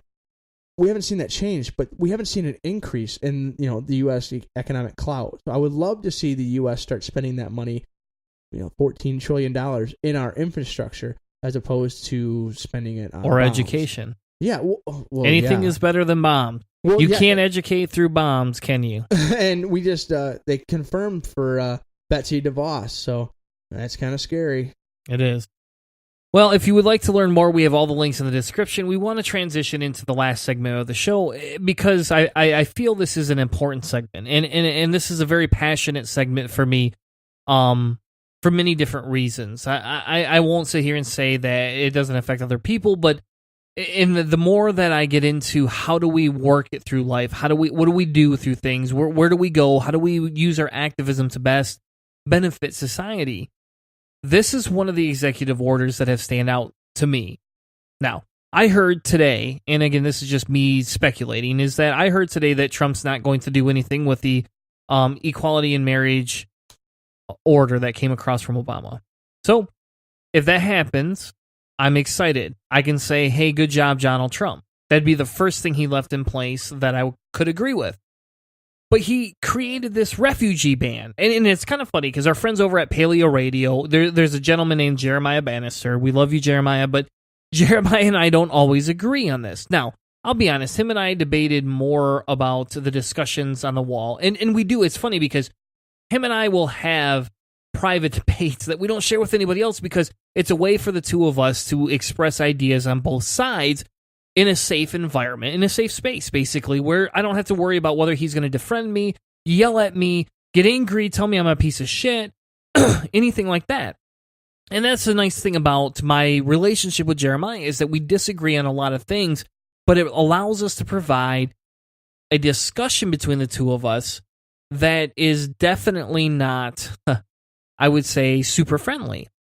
And it's not it's unfriendly. I guess I won't say. I guess that sounded bad. That sounded bad, didn't it, Hannah? We don't have an unfriendly. We love each other. It's important to be able to disagree, yes, but still be friends because it doesn't turn into ad hominem attacks and attacking each other. And that's the best part about my and Jeremiah's relationship is that we can have those conversations, and he's educated in different things than I am. He's a different type of an activist than I am. Their show is a lot different than ours, and so that's what's nice about it. And maybe we'll debate them sometime. That will probably happen. I will probably debate Jeremiah because it'll be fun. Anyway, we were talking about the wall, and then Hannah and I kind of got into a discussion a little bit about the executive order to ban refugees. And then I sat there and thought, hey, I would rather do that segment than the wall segment. Because Jeremiah had some fair points that the wall isn't new. This is not a new concept. Obama somewhat supported it. Clinton supported it. Clinton's husband proposed all sorts of things for it. Reagan supported it. When you said Clinton's husband, I thought you meant Bill Clinton's husband. I did. Bill Clinton's husband. No, I'm sorry. No, Bill Clinton supported it. And there's a lot of discussion about the wall. And I don't want to get into that tonight. Maybe we'll tackle that next week. Maybe we'll talk about it in a rant. I don't know. But I want to talk about the executive orders because I feel that it hits on two different sides of things. I think it hits in a way that affects the separation of church and state. And that's where Hannah and I most agree on, probably empirically, because that's a big part of our lives. That was the biggest point for me as to the hypocrisy. Yep. And for me, the biggest point was not that. The biggest point for me was the anti-humanitarian feel of this. The spin, the alternative facts or lies. I don't give a flying crap what you call it. To me, it's the alternative facts are lies. And I'm having a really hard time with what they're claiming and what he wants. So why don't we start by looking at what the executive order is, shall we, Chris? Go for it. All right, so they have multiple sections. I will not read everything because there's more sections in here than you can even imagine. It's almost like he wrote a book, but I guarantee you Donald Trump had very little book. He probably just said, I want this, and I want this because I'm the Trump and I get what I want. Figure out how you're going to make it happen. I would add an addendum to it. He said, because I'm the Trump and Steve and Steve Bannon told me that this is important. All right. We won't go down that rabbit hole. We're going to talk Bannon in the future. Yep, we will because I can't help myself. Anyway. He wants border security. He thinks border security is critical, right? Of course. That's one of the big things. That's a big nationalist situation he says, there. Policy. It's about policy of the executive branch to secure the border. So now, he's wrapping, and this is why we have to talk about the wall a little bit, because he's wrapping the wall and the foreign entry ban is the nicest way to put it.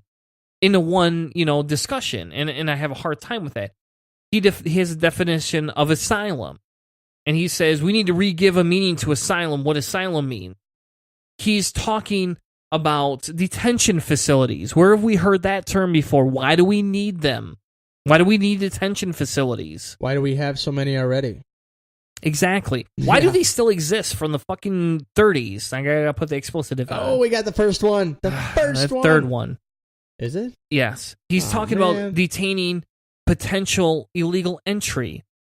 He's talking about returning territories and giving the Secretary of State the ability to say what a territory is, and they can say what they can get rid of. He's talking about additional border agents, foreign aid reporting requirements, federal state agreements, the policy of the executive branch to empower state and local enforcement agencies across the country to perform functions of immigration officers in the interior of the United States. And this is where the sanctuary city exemption comes in. Yes. Anybody who says there's a sanctuary city says they will not comply with their local and state police with the federal decree.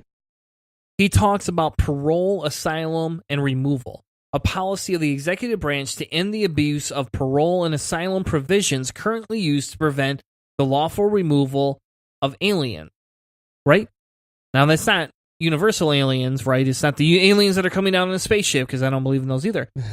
But he's talking about removing asylum and parole. He puts those in the same section. They're different things. Why are we talking about them in the same paragraph? Because he's trying to isolate and break everything down into simple terms, because that's the way the United States and the people in our country now like everything in a short sound bit. Here's another scary part. Section 15 talks about reporting. Reporting.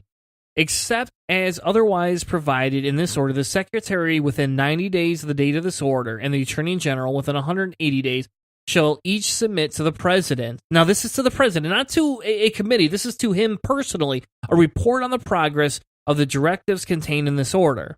Now, I guarantee he'll read every syllable of that. He will not. I doubt he'll read any of it. He'll give it to Steve Bannon, and Steve Bannon will use Breitbart analysis to interpret it. Yeah, he'll tweet it out. He'll tweet it. 1,000 tweets at a time.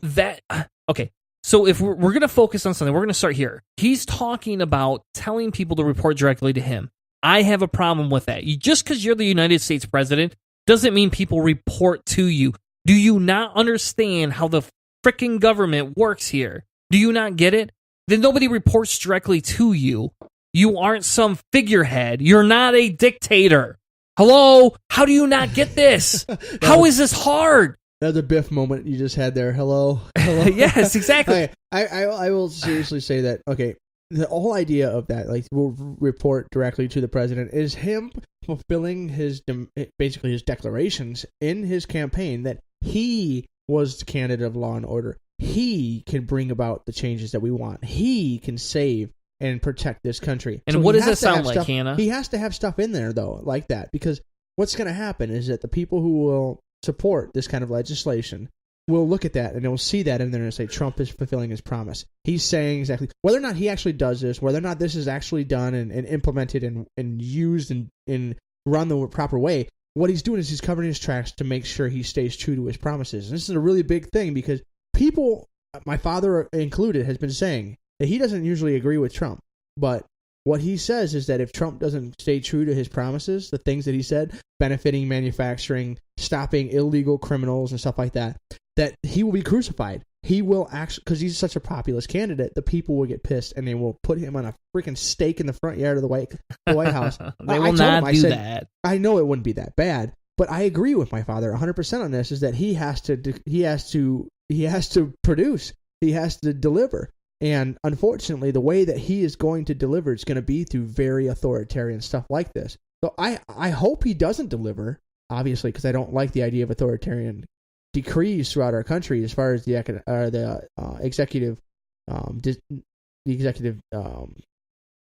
what are their presidential decrees? What are they? Executive orders. Executive orders. As long as these are concerned, like this gets very authoritarian. It's very top down, and so I would love to see that, you know, these things fail, that people like the AG refuse to deal with this stuff and refuse to comply. But I don't know. We'll see. All right. So what we're going to do is, so let's start here. right? And then we are gonna take one more quick commercial break, but we're gonna start here. So the first question I had is the biggest question was, well, where did this come from? Other than we knew it was coming to a point, but we didn't understand how it was coming. Why is it coming in this manner? So the specific 7-country ban. Yes.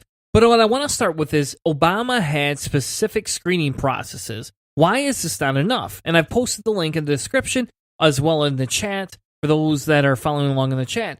And I said that I literally went to the Obama Archives website and found his screening process. So let's go through this really quick, and then we're going to take a quick commercial break. So the first thing is it says for refugee entry into the United States. Okay, good. 1. Many refugee applicants identify themselves to the UN Refugee Agency, and then they list the agencies. They collect identifying documents, perform initial analysis. They interview applicants to confirm refugee status and the need for settlement. Only applicants who are strong candidates for resettlement move forward. Less than 1% of the global population. And yes, folks, later on in the show, towards the end, I actually have immigration statistics. Okay, next, point number 2. So that's just step 1. Step 2 is applicants are received by federally funded resettlement support centers. They collect identified documents, they create an applicant file, they compile information to conduct a biographical security check. That sounds pretty good, right? I mean, we're not in disagreement in this yet. Number 3, biographical security checks start with enhanced interagency security checks. So it's not just one. Refugees are subject to the highest level of security checks of any category traveler of the United States. They are screened by the National Counterterrorist Center, the FBI, the Department of Homeland Security, and the State Department. They're looking for information that the individual is at risk, they're connected with known bad actors, and they have outstanding warrants in immigration or criminal violation. Right? That's just step 3. We're only on 3. Now let's move to 4. The Department of Homeland Security and the UIS interview. They have special officers that are trained for interview. They collect fingerprints and they're submitted. Again, now I'm not claiming that this is the best method. I'm just telling you what Obama has already put in place that now Trump is circumventing. And this is where I get into my problem. This is where I get passionate and I stand on a soapbox because so far we're only at step 4 out of 9 here, for bloody Christ's sake. And I'm already saying this almost feels like quite a bit to me. Now, again, I'm not a national security expert. We have our friend Jim Dells that is more of that than we are, but still. We move on. Number 5, biometric security checks. Applicants' fingerprints are actually taken. Fingerprints are screened for biometric database. They are screened against DHS biometric database as well, containing watch list information and previous immigration encounters in the U.S. and overseas. Fingerprints are screened against the U.S. Department of Defense biological database, which includes fingerprints recorded of captured in Ag Rock and other locations. They then do a medical track. They do a medical screening, a full medical screening. After that, they talk about cultural orientation. So we've got Trump complaining about cultural orientation. We've got Trump talking about, and I've heard this. It's funny. My wife was arguing with somebody on Facebook, and I told her to just leave these people alone because they're idiots, and they don't want to have a conversation. They just want to yell. But these people are saying, well, they need to learn the religion. They need to learn the dialect. They need to learn how to speak like Americans. They talk about this. This is part of relocation, Christ. It is. It's part of Obama's rules. Yes, this is Obama's rules. And I don't even agree with Obama on his immigration stance. But these are the rules already in place. Yep.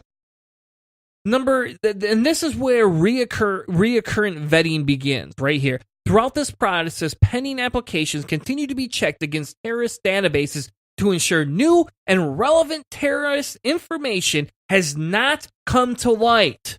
If a match is found, wait for it. Wait for this. If a match is found, that case is paused for further review. This is already happening. Then we move on to travel. International organization, they book the travel. Prior to the entry into the United States, the applicants are welcome, are subject to further screening by the National Targeting Center passage, and the Transportation Security Administration secures flight program. Then they arrive in the U.S. All refugees are required to apply for a green card. So they haven't even been given a green card until now, right? Nope. And they're told you need to apply for a green card within a year of the arrival of the United States, which triggers, guess what it triggers, Hannah? More security checks. More security procedures. Now, I'm going to let you talk in a second because I know I've gone on for a few minutes and we really need to get to commercial so we can get out of this part of the segment and close the show out. Tell me how that's not thorough. What are you going to do differently? Where is Trump's plan to change this? His plan didn't talk about this. His plan didn't talk about who's going to do what, where it's going to be done, how many times it's going to be done.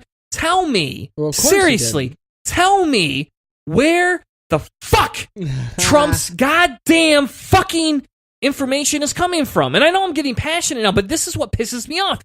I don't agree with what Obama's doing as it is, and this is already in place. Now you want to do something different? What the fuck? Where the fuck is your goddamn information like that? Where's my infographic? Where's my links? I don't know what to tell you on this one, but let's face it.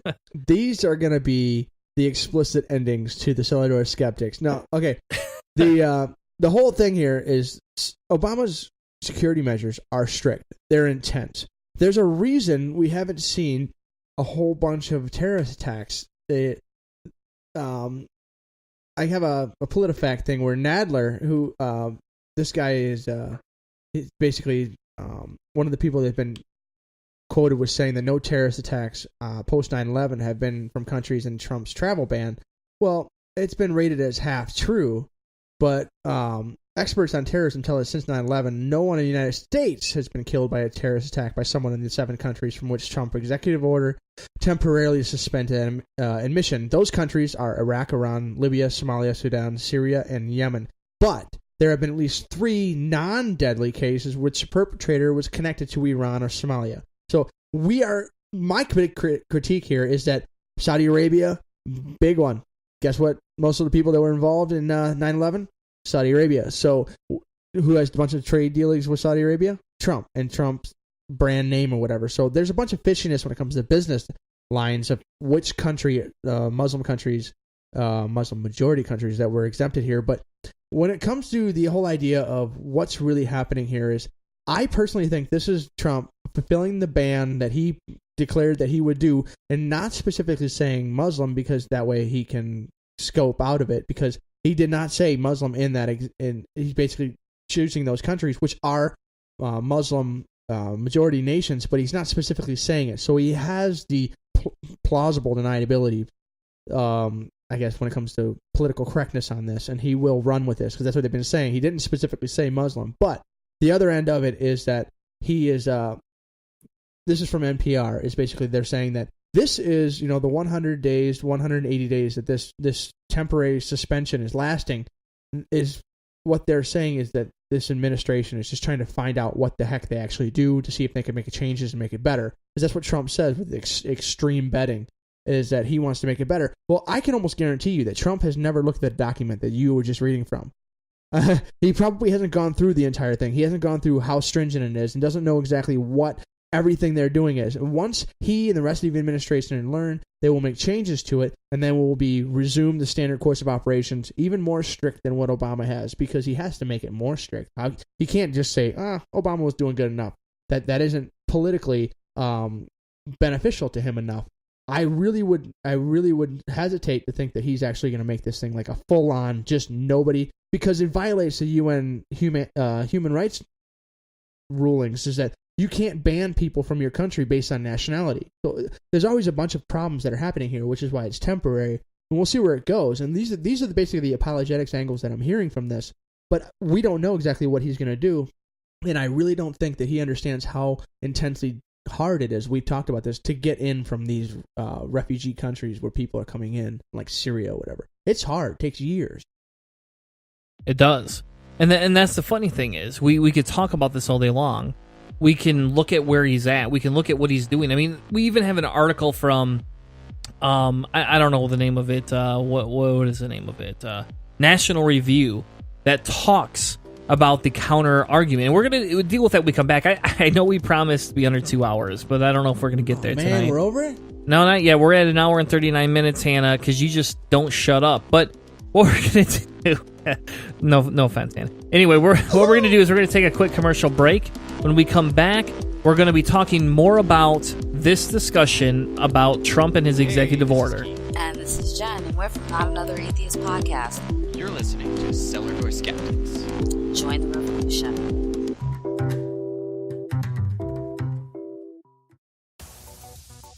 Hi, my name's Callie. And I'm Ari. If you're like most of us, you're very concerned about the gay agenda's plans for world domination. Are you tired of seeing glitter all over every damn thing? Do you hate rainbows as much as any other red-blooded American? Then we have the answer for all your baseless fears and unjustified paranoia. Presented exclusively on Secular Media Network, the Gaytheist Manifesto is your source for news, commentary, discussion, and debate at the intersection of the atheist movement and the LGBT rights movement. You can find us on Spreaker, iTunes, and at gaytheistmanifesto.secularmediagroup.com. If you're not ready to get in line for your mandatory gay marriage and you're terrified of short-haired women in pantsuits, come have a listen and get up to date on their plans. You'll be glad you did. Considering how you want to help Cellar Door Skeptics, head over to iTunes or your favorite podcast app and give us a rating, because every rating helps push us in front of new listeners. And since our main goal here at Cellar Door Skeptics is to provide the most accurate information possible, we hope that more ratings will mean that more people get to hear the topics that we're presenting. We don't insist that we get a 5-star rating, but Hannah's favorite number is 5, and the more gold stars he gets, the more special he's gonna feel. So what do you say? Head on over to iTunes or Google Play, give us a rating, and help engage with Cellar Door Skeptics today.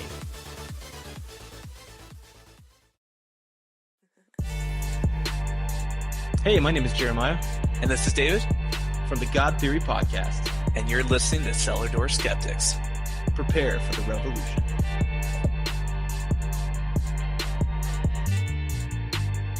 And now, back to Cellar Door Skeptics with your hosts, Christopher Tanner and Chris Hanna.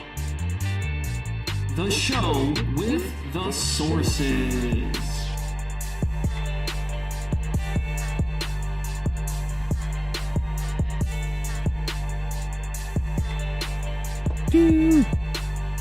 Under Trump's wide-ranging executive order, all refugee admissions have been suspended for 4 months. Mr. Trump signed the order at the Pentagon after a ceremony to swear General James Mattis as the defense secretary.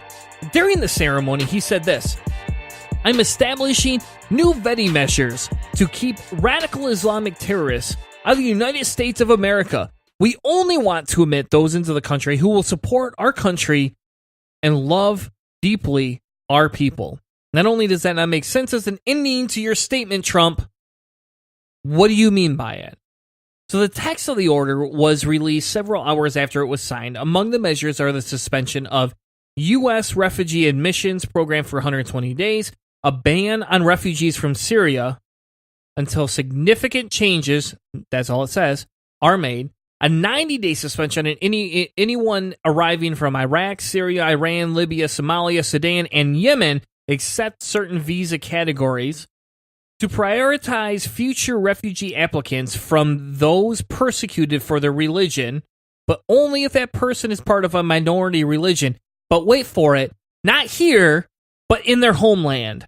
Sounds like profiling to me. A cap of 50,000 refugees in 2017, which is less than the upper limit under Mr. Trump's predecessor, Obama. Now, I don't want to get into the number.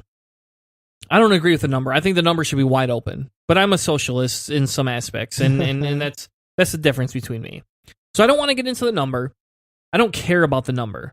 I do care about the religious exemption, because to me that's a violation of church and state separation. That's him trying to say, hey, you liberals, you social justice warriors, you always talk about minorities. Well, in Syria, guess what the minority is? Christians. So therefore, they're going to be able to come over first. And it's like, no. you don't understand what minority means here. You're not understanding, and you're taking it and applying it in a completely different way than what it's applied in the normal conversations. Well, even that not we even so talk much about. that is like, what is a minority? Who is a minority? To me personally, it's like, what are we talking about? Is a Christian person better than a Muslim person who's being persecuted? In fact, there's two different major groups, the Sunni and Shia Muslims. Which group is being persecuted in which country that we're talking about here? Well, that changes depending on who's the majority in that country. So let's say the Sunnis are in charge of that country, and the Shia Muslims and the Christians are both being persecuted. And both these families are being stoned to death in the streets. Which family do you choose first? You choose the Christian family because you know what they believe in, because they believe in the same Abrahamic God as you, or because they have an extra prophet who says he's the third? I mean, to me personally, this is really Islam is a third derivative of Christianity, a third book, but of, well, the Judeo-Christian Islamic belief. But I mean, what's your version of who's the better person? Who is more human? How do you decide? You know, that's the thing. How do you make that? How do you have the moral grounds to have that decision? And so you have a bias immediately. You have a bias. There's no way that this can come into something in any way a humanistic value is if you're giving the Christians that are being oppressed any more weight than the Muslims who are also being oppressed. To me, there is no difference. They are both, philosophically and as far as their religion is concerned, they're both fantastically wrong. When it comes, I mean, they both are. A new hashtag in the Cellar Door Skeptics podcast. Fantastically. Not amazing. It's now fantastically. Well, I mean, it really is. Like the same exact critique that you and I both have for Islam and Christianity. I mean, they're identical. Maybe it takes a little bit different apologetics to break each one, but those people are the same people. They're humans. They're 99.9% identical to you and I. I mean, there's no reason why we should give any one group, because what they believe in, any kind of incentive or special preference. Yeah. Now, on Twitter, I was called out because I said that. I said because the same thing. Twitter. It's Twitter. Whatever. But I got called out for that, and I got called out saying, "Hey, hold on a second. Where were you when Obama, when Obama was telling Christians they couldn't come in and they were doing different things for Muslims, and now you're going to sit here and complain that the Christians will get benefit, but the Muslims got benefit before." So go ahead and show me where the Muslims got a massive benefit in the United States. I would love to read that somewhere. So, well, you can. So the two articles reference, both were opinion articles. One was about how Obama didn't preference these people, right? He didn't preference them to come in here. He didn't preference them. He didn't give Christianity the incentive over Islam? No, he didn't do either one. He didn't go out of his way to say, well, you know what? So he just helped humans. Yes. Did it help? What a schmuck. All right. Well, hold on a second, because you're loading like 900 pages. Like it's just like it's like watching a episode of NCIS. Like all right. So, but this came from CNS News, and I won't even say what CNS stands for. You don't need to. But it says, why isn't Obama administration admitting Christian Syrians? And you read through you read through the whole thing, right? You can read literally through the whole discussion, and it's literally nothing more than a discussion, right? Okay, not like statistical analysis. It's not a statistical scientific, analysis. Yeah. So essentially, what we're looking at is an opinion editorial, and then my personal favorite is what stops someone from professing love of Jesus Christ versus Allah. Yeah. Like, how do you confirm you're right, sincere? But here's the difference, though, Hannah. Here's the difference. The big difference here is that Obama did not create a decree to ban or accept. He did not. Now, did his regulations allow more Muslim people in than Christians by a significant margin? According to that article, yes. Okay, because of the massive, larger number of Islamic refugees. It doesn't say, and I'm not going to speculate. Okay. But the problem I have here is because of the fact that it's not a decree or a ban. It didn't single out. Obama didn't go on record saying this. Now, could he be wrong? Could his organization have prioritized Muslim people over Christians? I don't know. The statistics do show that, and I can agree that that's what the statistics show. But he did not come out and say this. So our first line of defense here, the first discussion that we got to have is, hey, Trump came out and said this, man. Hold on a second. So you're right. Did Obama do something shitty? Yeah, I'll be honest. I don't like Obama's immigration tactics anyway. Yeah, it's fucking bullshit. We've said that he's a centrist at best. Like Hillary was center right. I would say Obama is probably center, maybe center left, but not even. No, he's not center left at all. He's a neo. The affordable healthcare gave him a little bit of push to the left for me, but still, the difference is he did not say Christians would get the priority, right? Yes. So this is basically a comparison saying that Obama did the same thing as Trump. Yes. That's the meme that you're basically breaking apart. I've seen this shared a bunch of times too. So yes. He did something similar as far as immigration, but he didn't isolate specific countries so much. And obviously, because that's one of the critiques that people are saying is that President it's hard to say. President Trump also did not specifically isolate Muslim or Islam in his decree, but he picked countries that are, without a question, Islamic majority countries. And so people are making the assumption. And when he says that I didn't say Islam, I didn't say Muslims, my critique is you shouldn't have campaigned saying you're going to ban Muslims. What do you expect us to think when you pick only Islamic majority countries in your ban when you campaigned on ban Muslims? So I'm sorry if we jumped a little bit too far of what you expected because that's what you ran on. Yeah. But in all fairness, though, he's picking specific countries that are Muslim majority. So Obama didn't do that. Obama did not pick that. He's been really stringent on his admission. Obama simply delayed admitting new Iraqi refugees to the U.S. temporarily. Nobody who simply wanted to travel to the U.S. and had to obtain a tourist or work visa was blocked. Trump's doing that. He's blocking these things. It's not like, baby, we won't let him. No. It's nope, you're from Syria? No go. You can't come to the house because the house is the best and America's the best. And guess what? You're not American, so you can't come here. Yeah, no offense, Trump. No fucking offense here. But for fucking Christ's sake, and I guess I'm getting a little heated here, but well, of course, it's the F this is ridiculous that you would even try and compare it. You want to talk about alternative facts? You want to talk about alternative news? That's what this is. You're trying to spin this in your direction. And I don't tell you shouldn't spin things, because it's been done by more organizations than yours. And I'm not going to tell you that Democrats don't do it either. But don't sit here and try and tell me you're just like Obama. Don't try and tell me that you did the same thing that Obama did. Now, here's the thing. I went and found an article from the National Review that went against this, right? They went against this. They started throwing statistics into the match, Hannah. That's what they did. They tried to say the U.S. admitted 27,131 refugees, admitted fewer than 50,000 in 2003, 2006, and 2007. As for Obama, he was slightly more generous than Bush, but his refugee cap was 70,000, and he admitted barely more than 50,000 himself. So they say the bottom line is that Trump is improving security screenings. I disagree, but that's what they're saying. And they intend to admit refugees at closer to the average rate of the 15 years before Obama's dramatic expansion in 2016. Now, I'm gonna actually side with them on that side of it. I'm going to agree that it does look like Obama opened that cap up in 2016 for purely political reasons. Yep. I agree with that. That's despicable. That's dishonorable. And that's Obama, fuck you, Obama. Yeah. That's wrong, right? I'll agree that that's wrong. But let's not try and associate Trump with Obama just because of that. Let's not try and say Trump's doing good by just taking the average. Because now look, if you look at what are those statistics I told you, everybody came in under the average.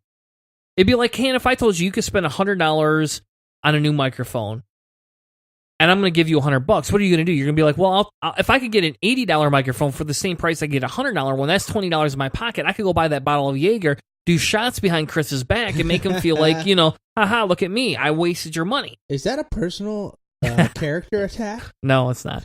Okay. It's not. You're derailing the conversation, Hannah. We only got 6 minutes left. Serious. We're already over.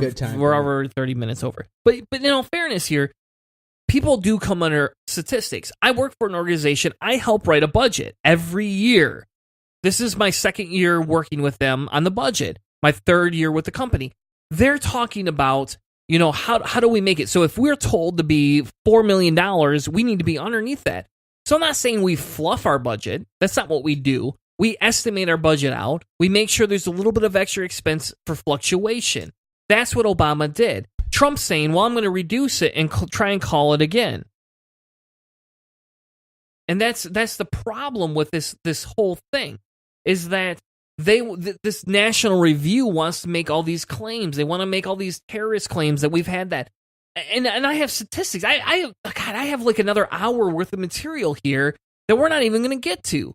I literally can give you, and there's a link in the description for the statistics of what's going on inside of the immigration results, right? We can work through the different numbers, that for sure. Yeah, and we could. And we don't have the time. We could spend another hour here, Hannah, having this conversation.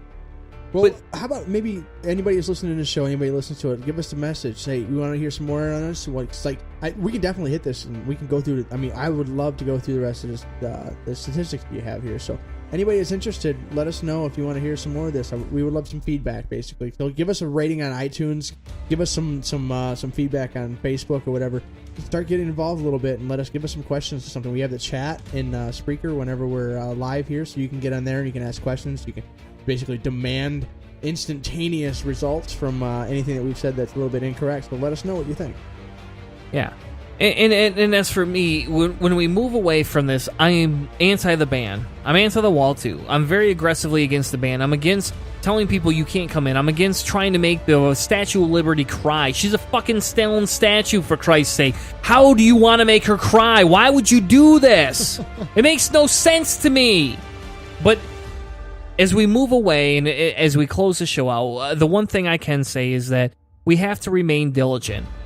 And Jeremiah maybe gave me some shit a little bit about being part of the resistance, but I associate with that hashtag. Our show associates with that hashtag because when we have these type of actions coming out that affect people, even if they're outside of our country, we can be compassionate for these people. We can be compassionate for the fact that the separation of church and state is going downhill. We can be compassionate that illegal aliens are not the ones creating terrorism, that white people are who live in the United States. And if you can't see that possibility, how are we going to have an honest conversation?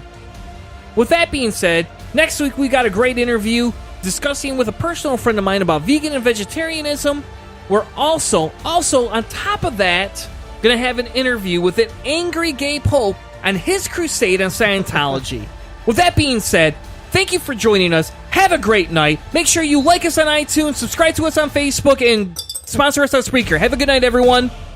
You've been listening to a presentation of Cellar Door Skeptics. Check us out on Spreaker. CellarDoorSkeptics.com.